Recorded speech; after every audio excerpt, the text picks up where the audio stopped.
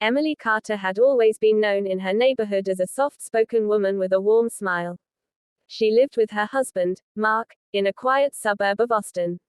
From the outside, their life looked perfect: a neat home, a good car, and a stable marriage. But inside, Emily felt like she was living in silence. Mark's job as an engineer demanded long hours. Most days, he left before sunrise and returned long after dark. When he came home, he was too tired to talk. Their conversations became limited to grocery lists and bills. Emily tried to fill her evenings with reading, gardening, or volunteering at the local library. But even surrounded by people, loneliness always followed her home. She missed laughter, attention, and someone to ask her how she was really doing. A new neighbor. One sunny afternoon, a moving truck pulled into the house next door. Emily watched curiously as a man began unloading boxes. He looked friendly, tall, with dark hair and an easy smile. When he saw her, he waved. "Hey there, I'm Daniel. Just moved in," he said. Emily smiled back. "Welcome to the neighborhood. I'm Emily Carter. We live right next door. Need a hand?" They spent the next hour unpacking small boxes together. Emily offered him lemonade afterward, and they talked on the porch for the first time. Daniel told her he worked in marketing and had recently moved from Seattle after his divorce. There was a quiet honesty in the way he spoke. For the first time in a long while, Emily felt someone was actually listening to her, not out of obligation, but genuine interest. The friendship grows. In the weeks that followed, Emily and Daniel often ran into each other.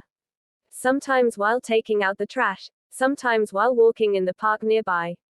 Gradually, their conversations grew deeper: books, music, their dreams, and even disappointments. Daniel admired Emily's kindness and calm nature. "You remind me that there's still good in people," he once said softly. Emily laughed, but inside she felt something stir, a warmth she hadn't felt in years. Still, she reminded herself that she was married, and friendship was all it could ever be. Mark's distance. Mark, however, seemed unaware of the emptiness building inside his wife.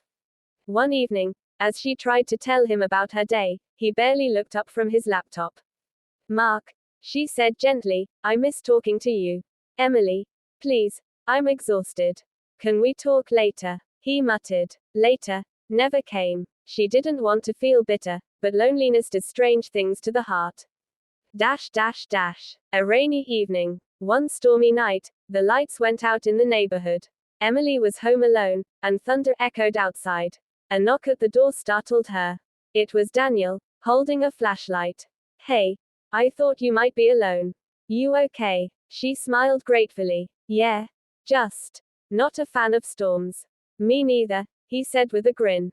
They sat in the candlelight, drinking tea and talking while rain tapped against the windows.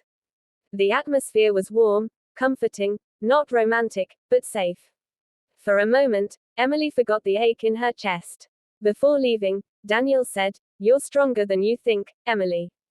Those words stayed with her. The line between friendship and emotion. As days passed, Emily found herself thinking of Daniel more often than she wanted to admit. She didn't see him as a replacement for Mark, just someone who noticed her. But one afternoon, as they sat together in the park, Daniel confessed, "I've grown to care about you, maybe more than I should." Emily froze. "Daniel, I can't. I'm married." He nodded quickly. "I know. I'm sorry. I shouldn't have said that. I respect you, Emily. You've become my closest friend." There was a long silence. Emily's eyes welled up, but she whispered, "Thank you for being honest." They both agreed to step back before things crossed into regret. The breaking point. When Emily returned home that night, Mark was asleep on the couch, work files scattered around him. She looked at him, tired, distant, unaware.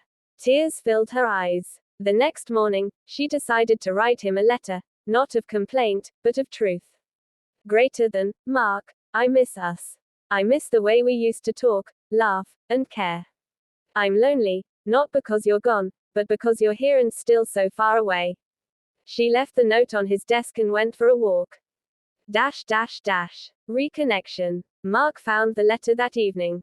For the first time, he realized how much he had taken Emily's quiet strength for granted. He came to her, holding the note, his voice trembling. Emily, I didn't know you felt this way. I thought I was doing everything for us, but I forgot to be with you. Emily's heart softened. I don't need the perfect life, Mark. I just need my husband. They talked late into the night, tears and apologies flowing freely. It wasn't easy, but it was a beginning. Moving forward. Daniel respected Emily's decision and quietly distanced himself, though they remained friendly neighbors. He soon got a new job in another city and moved away, leaving Emily with a bittersweet goodbye. Months later, Mark and Emily began rebuilding their marriage, slowly, with counseling and patience. They started taking evening walks together, cooking dinner side by side, and learning to talk again. Emily sometimes thought of Daniel, not with longing, but gratitude. He had reminded her of what she truly wanted, not escape, but reconnection. Final reflection. One quiet evening, as Emily watched the sunset with Mark on their porch, she whispered to herself. Greater than, love isn't about finding someone new when you feel lost. It's about rediscovering the person who once made you believe. The loneliness was gone, replaced by peace, and a second chance.